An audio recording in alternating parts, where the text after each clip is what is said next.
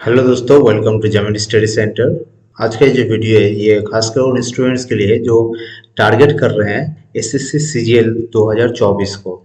ठीक है, तो एसएससी सीजीएल 2024 के जो बच्चे टारगेट कर रहे हैं, ठीक है, और वो जो अभी प्रिपरेशन स्टार्ट करना चाहते हैं उनके लिए ये वीडियो मैं बना रहा हूँ। कि इस वीडियो में मैं आपको बताऊंगा कि एसएससी सीजीएल क्या होता है, ठीक है, इसका क्या प्रोसेस है, क्या क्या स्टेप्स है इसको क्लियर करने का, क्या कितने तरह के एग्ज़ाम होते हैं, ठीक है, क्या क्या सब्जेक्ट्स का एग्ज़ाम होता है, कितने मार्क्स का एग्ज़ाम होता है, सारा चीज़ मैं आपको इस वीडियो में कवर करूँगा।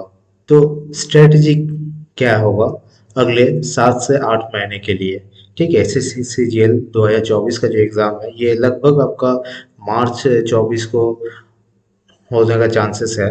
ठीक है, ये कोई नोटिफिकेशन अभी तक आया नहीं है, तो एक टेंटेटिव डेट मैं बता रहा हूँ आपको, मार्च 2024। तो इस हिसाब से 7 से 8 महीने का टाइम है जो कि हम इसमें अपना स्ट्रेटेजी बना के इसको फॉलो करके हम इसी सीजीएल की तैयारी अच्छे से कर सकते हैं और उसको क्लियर करके एक अच्छा सा गवर्नमेंट जॉब हम अपने हाथ में ले सकते हैं।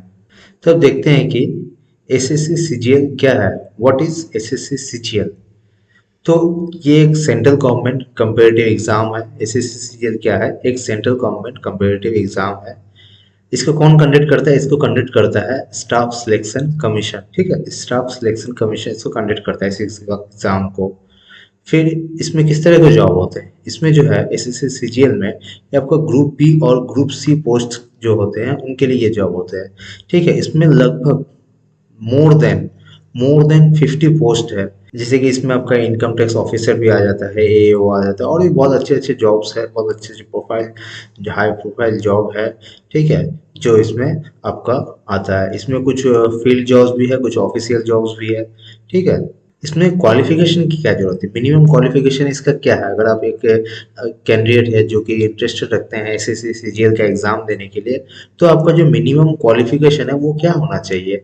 ये आपका इसमें ग्रेजुएशन लगता है। ठीक है, इसमें आपका क्या जरूरत है? इसमें आपको सिर्फ नीड है आपका ग्रेजुएशन का। ठीक है, चाहे वो एनी स्ट्रीम या अपेयरिंग अगर आप हैं, ठीक है, किसी भी स्ट्रीम से आप अगर ग्रेजुएशन किए हुए हैं अपना, चाहे वो साइंस हो, कॉमर्स हो, आर्ट्स हो, या किसी कोई भी सब्जेक्ट से आप अपना ग्रेजुएशन किए हुए हैं, आप इसके लिए एलिजिबल हैं। इसमें ग्रेजुएशन का मार्क्स मैटर नहीं करता, बस आपके पास एक ग्रेजुएशन की डिग्री होनी चाहिए। इसमें मार्क्स भी मैटर नहीं करता है। और उसके बाद अगर आप अपेयरिंग स्टूडेंट है, अगर आप फाइनल ईयर में है, अगर आप अपेयरिंग स्टूडेंट है, तो आप भी इसके लिए एलिजिबल है। तो चलिए अब देखते हैं कि एसएससी सीजीएल का ये जो एग्ज़ाम पैटर्न है वो किस तरह से होगा, क्या क्या एग्ज़ाम देना पड़ता है। ठीक है, ये हम इस अब जानेंगे कि एसएससी सीजीएल जो है इसमें हमें कितने स्टेप्स हैं, इसमें कौन कौन से स्टेप है जिसको क्लियर करते हुए हमको आगे जाना है। तो सबसे पहले आता है प्रीलिम्स। ठीक है, प्रीलिम्स को हम टायर वन का भी एग्ज़ाम कहते हैं। फिर आपका आएगा मेंस। प्रीलिम्स क्लियर करने के बाद आप मेंस के लिए एलिजिबल होंगे। फिर मेंस अगर आप क्लियर कर लेते हैं तो फिर आपका रिजल्ट डिक्लेयर आएगा जिसमें आपका नाम होगा, और उसके बाद फिर आपका ज्वाइनिंग। तो आपको पहले प्रीलिम्स देना है, प्रीलिम्स क्लियर करने के बाद आपका मेंस का एग्ज़ाम होगा। मेंस का अगर आप एग्ज़ाम क्लियर कर लेते हैं फिर आपका रिजल्ट डिक्लेयर होगा और उसके बाद फिर आपकी ज्वाइनिंग हो जाएगी। ठीक है, ये 4 स्टेप्स है आपका एसएससी सीजीएल का। तो अब प्रीलिम्स प्रीलिम्स क्या होता है? तो एक प्रिलिमिनरी एग्जाम है। ठीक है, तो इसमें आपका जिसको हम मैंने कहा ना कि इसको क्या कहते हैं, इसको कहते हैं टायर वन का एग्जाम भी इसको कहा जाता है। ठीक है, इसमें कौन कौन से सब्जेक्ट रहते हैं? इसमें टोटल 4 सब्जेक्ट्स है। ठीक है, जैसे कि मैथ, रीजनिंग, इंग्लिश और जनरल अवेयरनेस, जिसे जीके भी हम लोग कहते हैं। ठीक है, तो मैथ्स, रीजनिंग, इंग्लिश और जीके। तो इसमें देखिए क्वेश्चंस कितने कितने रहते हैं। जैसे मैथ का कितना क्वेश्चन रहता है? 25 क्वेश्चन मैथ का आएगा, 25 इंग्लिश का, रीजनिंग का 25 इंग्लिश और 25 जीके। ये 4 पोर्शन है, चारों का 25 क्वेश्चन रहेगा, और पर क्वेश्चन आपका 2 मार्क्स होता है। यानी अगर 25 क्वेश्चन है तो 50 मार्क्स, सब में 50-50 मार्क्स का आपका एग्जाम रहेगा। और जो टाइम रहेगा ये बहुत ही, देखिए टाइम सिर्फ 1 घंटे का दिया गया है। ठीक है, आपका क्वेश्चंस कितना आ रहा है? आपका क्वेश्चन है 100 क्वेश्चंस के लिए आपको कितना टाइम मिल रहा है? सिर्फ 1 आवर का टाइम मिल रहा है। और इसमें नेगेटिव मार्किंग है 0.5। ठीक है, 0.5 इसका नेगेटिव मार्किंग है। तो आप सोच सकते हैं कि आपको 60 मिनट में 100 क्वेश्चंस करने हैं, और इसमें आपका नेगेटिव मार्किंग है, तो आपको कितना प्रैक्टिस का जरूरत पड़ेगा और कितना अच्छा प्रिपरेशन का आपको जरूरत पड़ेगा ताकि आप ये चीज़ को अच्छे से क्लियर कर सके। तो इसका जो टोटल स्कोर बन के आता है ये आपका है 200, जिसमें कि सेफ स्कोर जो कि माना जाता है ये 135 से 140, ठीक है। लेकिन अगर आप टारगेट ही करेंगे 135 से 140 का तो फिर आपका क्लियर कैसे होगा, ठीक है। तो टारगेट स्कोर आपको करना है 160 प्लस। तो ये कैसे होगा, ये होगा आपका प्रिपरेशन से और प्रैक्टिस से। तो आपको 160 के ऊपर आपको हमेशा टारगेट करके चलना पड़ेगा, ताकि आपको जो जब भी आप प्रैक्टिस करेंगे मॉक टेस्ट लगाएंगे तो आपका 160 के आसपास या 160 से ऊपर ही आना चाहिए, तभी आप कॉन्फिडेंट रहेंगे कि आपका जो है क्लियर हो जाएगा। तो फिर हम आगे बढ़ते हैं। आगे आपका अगर जैसे कि आप प्रीली क्लियर कर लिए, ठीक है। प्री क्लियर करने के बाद आपका मेंस का एग्जाम होगा। ये मेंस का एग्जाम को क्या कहते हैं, इसको टायर 2 का भी एग्जाम कहा जाता है मेंस के एग्जाम को। इसमें देखिए आपका क्या क्या पेपर रहेगा। पेपर 1 जिसमें कि 3 सेक्शन होते हैं। एक सेक्शन आपका सेक्शन 1 में आपका, ठीक है, मैथ रीजनिंग इंग्लिश जीके और उसके बाद फिर कंप्यूटर और टाइपिंग, ठीक है। उसका पेपर 2 है आपका, पेपर 3 है। तो पेपर 1 सबके लिए है, जो भी प्रीली क्लियर करके आते हैं उन सबको पेपर 1 का एग्जाम क्लियर करना पड़ेगा, जिसमें कि मैथ और रीजनिंग का 30 क्वेश्चंस रहते हैं, इंग्लिश का 45 क्वेश्चन और जीके का 25 क्वेश्चन, ठीक है। ये 30 क्वेश्चंस का 90 मार्क्स, ठीक है। रीजनिंग का भी 30 क्वेश्चंस का 90 मार्क्स और इंग्लिश का 45 क्वेश्चन का 135 और 25 क्वेश्चन का 35, यानी हर क्वेश्चन में आपको 3-3 नंबर मिलते हैं, ठीक है इसमें। और इसका जो है आपका नेगेटिव मार्किंग जो है वो 1 है, ओके। आपका जो मार्क्स है वो आपका 3 है पर क्वेश्चन और नेगेटिव मार्किंग आपका 1 है। तो आपका जो मैथ पहले एग्जाम होगा मैथ और रीजनिंग का, और हर एक सेक्शन का ये एक सेक्शन है जिसके में आपको मैथ और रीजनिंग में आपको 1 घंटा टाइम मिलेगा, फिर इंग्लिश और जीके में भी आपको 1 घंटे का टाइम मिलेगा, ठीक है। तो 1-1 घंटे का 2 घंटे का एग्जाम होगा। तो इसमें आपको 180 टोटल मार्क्स है, इसमें आपको 210 टोटल मार्क्स है, यानी टोटल आपका जो है 390, ठीक है। 390 का आपको एग्जाम होगा ये चारों मिला के, जिसमें कि आपका जो सेफ स्कोर होगा वो आपका 330 प्लस होना चाहिए, ठीक है। 330 प्लस होना चाहिए, या आप 340 345 भी आप टारगेट करके चल सकते हैं, ठीक है। तो ये आपका सेफ स्कोर है। फिर आपको कंप्यूटर का एग्जाम देना पड़ेगा, जिसमें कि कंप्यूटर रिलेटेड कुछ थियोरेटिकल क्वेश्चंस रहेंगे, जिस 20 क्वेश्चंस रहेंगे, जिसका 60 मार्क्स जो कि है, और आपका इसमें टाइम मिलेगा सिर्फ 15 मिनट्स का, ठीक है। और उसके बाद फिर आपको टाइपिंग टेस्ट भी देना पड़ेगा। टाइपिंग स्पीड आपको कम से कम, आप अगर आप घर पे टाइपिंग स्पीड का प्रैक्टिस कर रहे हो तो आपको ये 30 से ऊपर तो रखना ही पड़ेगा एनी हाउ, ठीक है। और इसका भी आपको एक 50 मिनट्स का टाइम दिया जाएगा। टाइपिंग के लिए भी एक पैसेज दिया जाएगा, पैराग्राफ कुछ भी आपको लिखने के लिए दिया जाएगा, जिसका आपको स्पीड चेक होगा इस पे। उसके बाद जो भी एग्जाम देंगे, ठीक है, पेपर 2 और पेपर 3 सबके लिए कम नहीं है। ये पेपर 1 जो ये सबके लिए, ठीक है। ये पेपर 1 जो है ये सबको देना पड़ेगा, जो भी प्री क्लियर किए हैं उन सबको मेंस का पेपर 1 देना ही पड़ेगा, ठीक है। और अगर जो आपका जेएसओ पोस्ट के लिए अप्लाई कर रहे हैं उनके लिए ये पेपर 2 जो कि स्टैटिस्टिक्स है, जिसमें कि मैथ आपका होना चाहिए, ठीक है। ये इसमें 100 क्वेश्चंस का ये एग्जाम होता है, जिसका टोटल मार्क्स है 200 का, और इसमें आपको 2 घंटे का टाइम मिलता है इस एग्जाम में, ठीक है। और उसका पेपर 3 जो है, जो जनरल स्टडीज, जो कि आपका डबल ए ओ पोस्ट के लिए जो फॉर्म फिलअप किए हैं, ठीक है, जो जो डबल ए पोस्ट के लिए इंटरेस्टेड है उनका, उनको ये एग्जाम देना पड़ेगा जनरल स्टडीज का, जिसमें भी कि 100 क्वेश्चंस रहेंगे और 200 मार्क्स का रहेगा। तो आई होप कि आप क्लियर होते जा रहे हैं कि आपका क्या क्या प्रोसेस है, किस तरह से आप सीरियल क्लियर करेंगे, और क्या क्या स्टेप्स आपको क्लियर करने के लिए क्या कौन कौन से स्टेप्स आपको पार करने पड़ेंगे, ठीक है। तो सबसे पहले तो आपको प्रीली देना पड़ेगा, और उसके बाद फिर आपको मेंस देना पड़ेगा। तो आपको समझ में आ गया कि क्या क्या है हमारा। तो आप प्रिपरेशन कैसे स्टार्ट करेंगे, ठीक है। तो कुछ इंपॉर्टेंट पॉइंट्स है जो आपको स्टार्ट करने से पहले आपको जानना बहुत ज़रूरी है। तो वो पॉइंट्स क्या है, देखिए एग्ज़ाम जो है वो मैंने पहले वीडियो शुरू में बता दिया कि मार्च 2024 को ये टेंटेटिव है, ठीक है। तो ये होने का चांसेस है मार्च 2024 को। तो उसके बाद क्या है, आपको डिस्ट्रैक्शन जो भी है, अगर आपने डिसाइड कर लिया है कि आपको एसएससी सीजीएल का एग्ज़ाम देना है, तो आपको हर एक डिस्ट्रैक्शन से दूर रहना पड़ेगा, तभी आपका जो एग्ज़ाम है उसमें आप कंप्लीट फोकस रह पाएंगे और आप एग्ज़ाम क्लियर कर पाएंगे। कि एसएससी सीजीएल जो है ना वो कोई छोटा मोटा एग्ज़ाम नहीं है, उसको यूपीएससी के साथ कंपेयर किया गया है। एसएससी सीजीएल को जो है वो मिनी यूपीएससी कहा गया है, तो ऐसे ही नहीं कहा गया, उसके लिए फुल डेडिकेशन चाहिए, ये फुल कंसंट्रेशन चाहिए, तभी आप उसको क्लियर कर सकते हैं।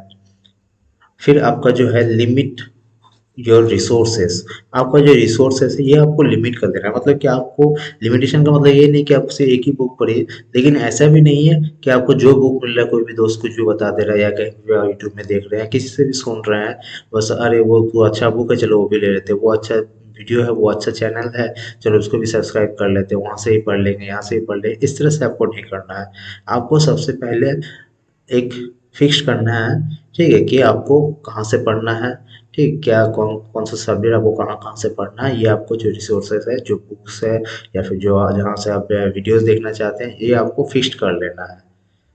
फिर उसके बाद give mock test as much as you can, ठीक है, तो आपको लगातार मॉक टेस्ट देते रहना। मॉक टेस्ट में क्या होता है आपका कि मॉक टेस्ट ऐसा चीज़ है ना कि अगर आपका प्रिपरेशन मतलब इनिशियल फेज में भी है फिर भी अगर आप मॉक टेस्ट दे रहे हैं तो वो आपको बूस्ट करता है, आपके प्रिपरेशन को बूस्ट अप करता है, ठीक है। फिर इसके बाद आ गया कि मेक ए रूटीन, और रूटीन तो आपको पता है कि रूटीन बनाना कितना ज़रूरी है कि अगर आप एक रूटीन को फॉलो करते हैं तो आपको पता रहेगा कि हाँ मुझे आज ये पढ़ना है, आज का ये सब्जेक्ट्स मुझे कवर अप करना है, ये इस सब्जेक्ट का ये टॉपिक मुझे कवर अप करना है, ठीक है, मुझे ये मॉक टेस्ट लगाना है, ये चीज़ याद करना है या इस चीज़ को रिविज़न देना है। तो इस तरह से आप एक रूटीन बना लीजिए अपना, ठीक है, रूटीन बना के उसको फॉलो करते रहिए। फिर आपको दिन का 8 घंटा तो एटलीस्ट आपको देना ही पड़ेगा, ठीक है। आप दिन का 8 घंटा अगर रेगुलर दे रहे हैं तो इनफ होता है, ये 8 घंटा दिन का लगाना रेगुलर, अगर आप लगा पा रहे हैं 8 घंटा अपने टाइम में से तो ये इनफ होता है किसी भी एग्ज़ाम को क्लियर करने के लिए। ऐसा नहीं कि दिन का 12-14 घंटा पढ़ रहे हैं लेकिन उसका कोई यूज़ ही नहीं कर रहे हैं आप, ठीक है, कि आप सिर्फ मतलब पढ़ते जा रहे हैं, ना आपका वो दिमाग में आ रहा है, ना आप उसको याद रख पा रहे हैं, तो उस तरह से आपको नहीं पढ़ना है। कम टाइम में ही पढ़ना है, 8 से 9 घंटे आपको टाइम लगाना है, लेकिन आपको जो भी पढ़ेंगे उसको अच्छे से ध्यान से पढ़ना है, ठीक है। फिर इसके बाद मॉक टेस्ट लगाने के साथ साथ आपको जो मॉक टेस्ट का जो एनालिसिस भी करना है आपको, ठीक है। बहुत सारे ऐसे ऐप है, जैसे कि एक ऐप है आपका टेस्ट बुक, ठीक है, टेक्स्ट बुक एक ऐप है जिसमें कि मॉक टेस्ट आपको मिल जाता है, पास और पास प्रो अभी अभी आ गया है इसमें, तो आप इसमें से मॉक टेस्ट लगा सकते हैं। इसका एनालिसिस भी आपको मिल जाता है, टेस्ट लगाने के बाद इसके आंसर्स सॉल्यूशन के साथ दिया रहता है, तो इसमें आप अपना एनालिसिस भी कर सकते हैं। आप देख सकते हैं कि आपका प्रिपरेशन कहाँ तक हुआ, आपको कितना मार्क्स आ रहा है मॉक टेस्ट में, ये सारा चीज़ आप चेक कर सकते हैं, ठीक है। इसमें आपका वीक जोन स्ट्रॉन्ग जोन ये सब भी आपका दिखा देता है, तो इसके बारे में हम बाद में बात करेंगे। तो उसके बाद जो है आपको कितना टाइम देना है, ठीक है, आपको टाइम कितना देना है अब ये इस चीज़ पे डिस्कस कर लेते हैं। तो जैसे कि अगर बात करें मैथ के लिए, ठीक है, अगर हम मैथ की बात करें तो मैथ में आपको 3 घंटे आपको डेली के मैथ के लिए देना है। अगर आप मैथ में स्ट्रांग है तो आप इसको 2 से 2.5 घंटे, 2.5 घंटे कर सकते हैं, 2 घंटे बहुत कम हो जाएगा फिर मैथ के लिए, क्योंकि मैथ में प्रैक्टिस बहुत ज़्यादा जरूरी है, ठीक है। अगर आप मैथ में स्ट्रांग हुई है फिर भी आप 2.5 घंटे दीजिए मैथ को, ठीक है। मैं तो ये रिकमेंड करूंगा कि आप एटलीस्ट 2.5 घंटे, अगर 3 घंटे नहीं भी दे रहे हैं आप तो 2.5 घंटे मैथ के लिए जरूर दीजिए। और जो कि वीक स्टूडेंट्स हैं मैथ में तो उनको तो 3 घंटे मस्ट, 3 घंटे आपको एक एक चैप्टर आपको पकड़ते हुए चलना है। और उसके पहले आप वीडियोस देखिए या फिर आपको अगर क्लास कर तो क्लास कीजिए, फिर उसका रिवीजन कीजिए। रिवीजन करने के बाद उसमें कुछ भी अगर ट्रिक्स वगैरह बताया जा रहा है तो उसको आप नोट डाउन कीजिए। और उसके बाद फिर आप अपना जो प्रीवियस ईयर का सॉल्यूशन देखिए, उसमें से ट्राई कीजिए मैथ्स करने का, फिर आप प्रैक्टिस सेट लगाइए, ठीक है। इस तरह से आपको मैथ्स का फॉलो करना है। और फिर इंग्लिश में भी आपको दिन के 2 घंटे, 1.5 से 2 घंटे देना है। अगर आप इधर 2 से 2.5 घंटे दे रहे हैं तो इसको थोड़ा इंक्रीज करिए, मतलब जिसका जो सेक्शन आपका वीक लग रहा है उसमें आप थोड़ा ज़्यादा टाइम दें, जिसका जो सेक्शन स्ट्रांग है उसमें थोड़ा कम, आधा 1 घंटा कम दे देने से चलेगा। लेकिन ये एक 8 घंटे का शेड्यूल है, इसको आप फॉलो कर सकते हैं, ठीक है। फिर इंग्लिश में आपको कोई भी एक टॉपिक मान इडियम्स मान लीजिए या फ्रेजेस कीजिए, या फिर सेंटेंस का करेक्शन है वो कीजिए, ठीक है, वन वर्ड सब्स्टिट्यूशन, ये आप डेली एक एक टॉपिक की लीजिए, या फिर आप एक वीक का ये कीजिएगा, इस वीक में मुझे ये टॉपिक का इतना क्वेश्चन मुझे डेली का करना है, ठीक है। तो इस तरह से आप करते रहिए। उसके बाद आपका रीजनिंग है, रीजनिंग आप 1 घंटा, अगर 1 से 1.5 घंटा भी अगर आप दे रहे हैं रीजनिंग में तो एनफ है। दिन का 1 घंटा अगर आप दे रहे हैं तो इसमें वैरायटी ऑफ क्वेश्चंस कीजिए, एक आप डेली का 1 घंटा दीजिए रीजनिंग के लिए। फिर आपका जीके है, ठीक है, जीके में 2 से ढाई घंटा आप 2.5 घंटे तक आप लगा सकते हैं। इसमें आपको एकदम निचोड़ करके पढ़ना है। कुछ चैनल्स हैं जिनका मैं आपको आगे बताऊंगा आने वाले वीडियोस में कि आप कौन से चैनल को फॉलो कर सकते हैं, किस तरह कहाँ कहाँ पे कौन कौन से चैनल्स में आपको किस तरह का वीडियो मिल जाएंगे, ठीक है, जहाँ से अपने प्रिपरेशन कर सकते हैं। आने वाले वीडियोस में मैं आपको बताऊंगा। तो आप जीके का निचोड़ पढ़िए। निचोड़ पढ़ने से क्या होगा कि आपको जिस्ट में सारा चीज मालूम हो जाएगा। उन चीज़ों को आप नोट्स नोट्स बना के नोट्स को रखिए, उसको याद कीजिए, उसको रिवीजन कीजिए। बस ये एक बार पढ़ने से नहीं होगा, आपको रिवीजन भी करना पड़ेगा, ठीक है। जैसे मान लीजिए आज कुछ टॉपिक पढ़ रहे हैं आप, ठीक, कल दूसरा कुछ टॉपिक पढ़ रहे हैं, तो कल जब भी आप दूसरा टॉपिक स्टार्ट कीजिएगा तो आज जो आपने पढ़ा है वो कल पहले रिवाइज कीजिएगा, फिर आप न्यू टॉपिक स्टार्ट कीजिएगा, ठीक है। तो चलिए इसके बाद हाउ टू स्टार्ट, आपको किस तरह से स्टार्ट करना है प्रिपरेशन। तो सबसे पहले तो आपको सिलेबस, ठीक है, सिलेबस जो है वो आपको कंप्लीट करना पड़ेगा। तो सिलेबस कंप्लीट करते जाइए आप। उसके बाद क्या है, आपको जो प्रीवियस ईयर क्वेश्चंस आपको मिलते हैं, ठीक है, प्रीवियस ईयर आप सेट कर ही सकते हैं, बुक भी मिल जाएगा आपको, पीडीएफ फॉर्म में भी आपको मिल जाएगा अगर गूगल करेंगे आप तो प्रीवियस ईयर का जो भी क्वेश्चंस है इसको एकदम मतलब कि ऐसा इतना याद कर लीजिए कि आपको क्वेश्चन तक भी याद हो जाए, ठीक है, आपको क्वेश्चन तक भी याद हो जाए प्रीवियस ईयर का। फिर उसके बाद क्या है, मैक्सिमम मॉक टेस्ट। जैसे मान लीजिए आप एक चैप्टर अभी खत्म किए हैं, ठीक है, ऐसा आपको नहीं करना है कि पूरा सिलेबस एकदम मैं खत्म कर लूंगा फिर उसके बाद मॉक टेस्ट स्टार्ट करूंगा। इस तरह से आपको नहीं करना है। आप पढ़ाई भी करते रहिए, सिलेबस भी कंप्लीट करते रहिए, साथ ही साथ उसका मॉक टेस्ट भी आप लगाते जाइए, ठीक है। तो आप जितना मॉक टेस्ट लगाइएगा उतना आपको पता चलेगा कि हाँ मुझे इस मतलब कि एक चैप्टर में, ठीक है, बहुत तरह के क्वेश्चंस रहते हैं, तो आपको पर्टिकुलरली पता चल जाएगा कि हाँ मैं किस तरह के क्वेश्चन में फंस रहा हूँ ज़्यादा से ज़्यादा। तो आप उसको एनालाइज करके आप उसमें काम कर सकते हैं, उसको और स्ट्रांग कर सकते हैं। तो इसलिए मैं बार बार फोकस कर रहा हूँ, आपको बार बार जोर दे रहा हूँ मॉक टेस्ट देने के लिए, ठीक है। उसके बाद मॉक टेस्ट में आप एनालिसिस कीजिए आपका कहाँ वीक पॉइंट है और उसको फिर इम्प्रूव कीजिए आप। चलिए, तो उसके बाद कम सिलेबस को किस तरह से कंप्लीट करना है, ठीक है। तो मैंने आपको बता दिया कि क्या क्या सब्जेक्ट्स आपका रह रहे हैं, तो उस हिसाब से आप क्या कीजिए, एक डेली का रूटीन बनाइए, ठीक है। डेली रूटीन बनाने के बाद फिर आप एक वीकली रूटीन भी बनाइए कि मुझे डेली का ये पढ़ना है और इस वीक में मुझे ये चीज़ कंप्लीट कर लेना है, ठीक है। इस तरह से आप वीकली बनाइए। उसके बाद फिर आप मंथली रूटीन भी बनाइए, ठीक है। ये 3 तरह का रूटीन आप बनाइए अपने लिए, अपने प्रिपरेशन के लिए। और उसके बाद जो बुक लिस्ट है इसको फिक्स कीजिए। आप कुछ चुनिंदे बुक लिस्ट है, मैं इसका भी आपको वीडियो आने वाले टाइम में आपको इसका भी एक वीडियो लेके आऊँगा कि आपका कौन सा बुक अच्छा रहेगा कौन से सब्जेक्ट के लिए, ठीक है। तो आप एक बुक लिस्ट बनाइए, उन्हीं बुक्स को आप फॉलो कीजिए। ऐसा नहीं कि 10 बुक ले लिए 10 बुक को फॉलो कर रहे हो, उससे कोई बेनिफिट नहीं होने वाला है आपको, ठीक है। एक ही बुक अगर अच्छा बुक अगर आप ले रहे हैं और उसी को बार बार प्रैक्टिस कर रहे हैं, ठीक है, बार बार उसके क्वेश्चंस को सॉल्व कर रहे हैं, ठीक है, उसको रिवाइज कर रहे हैं, तो वो आपके लिए ज़्यादा बेटर है बल्कि आप अगर 10 बुक पढ़ रहे हैं एक एक बार उसके रिस्पेक्ट में, ठीक है। तो एक बुक लीजिए, उसको पूरा एकदम इतना पढ़िए कि हर एक चीज़ याद हो जाए उस बुक का। फिर उसके बाद आप अगर यूट्यूब चैनल में पढ़ना चाह रहे हैं फ्री में, अगर आप पेड कोर्सेज नहीं लेना चाहते हैं, यूट्यूब से ही पढ़ना चाहते हैं, तो कुछ यूट्यूब चैनल को ही आप फॉलो कीजिए। आज किसी टीचर का वीडियो देख रहे हैं यूट्यूब पे, कल फिर दूसरे टीचर का वीडियो देख रहे हैं, उस तरह से मत कीजिए, ठीक है।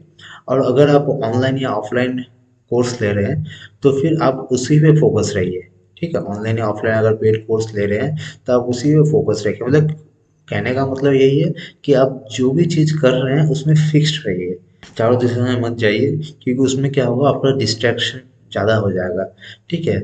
आप किसी एक चीज़ में फोकस कीजिएगा तो उसमें आपका कंसंट्रेशन भी अच्छा रहेगा और आपका प्रिपरेशन भी अच्छी तरह से हो पाएगा, ठीक है। और आने वाले वीडियोस में मैं आपको और भी चीज़ों के बारे में बताऊंगा कि आप और क्या क्या कर सकते हैं। आप कौन से जगह पे आप मॉक टेस्ट लगा सकते हैं। और जैसे कि मैं टेक्स्ट बुक का बात कर रहा था, तो टेक्स्ट बुक में आप मॉक टेस्ट भी लगा सकते हैं। और अगर कोई बच्चा इसमें ऑनलाइन या ऑनलाइन कोचिंग करना चाह रहे हैं टेक्स्ट बुक पर, ठीक है, तो इसमें हमेशा ऑफर चलते रहता है और अभी भी इसमें ऑफर चल भी रहा है। और इसमें अगर किसी को भी अगर इस टेक्स्ट बुक को इंस्टॉल करना है तो आपको ऐसे भी 10% डिस्काउंट मिल जाएगा। लिंक मैं डिस्क्रिप्शन बॉक्स में डाल दूंगा, ठीक है। अगर आप मॉक टेस्ट के लिए परचेस करना चाहते हैं या फिर अगर कोई आप कोर्सेज लेना चाहते हैं तो मैं अपना नंबर भी डाल दूंगा, आप मुझे व्हाट्सअप कर लीजिए। तो मैं आपको उसमें अलग से डिस्काउंट करवा दूंगा, ठीक है। तो चलिए, मिलते हैं आपसे नेक्स्ट वीडियो में।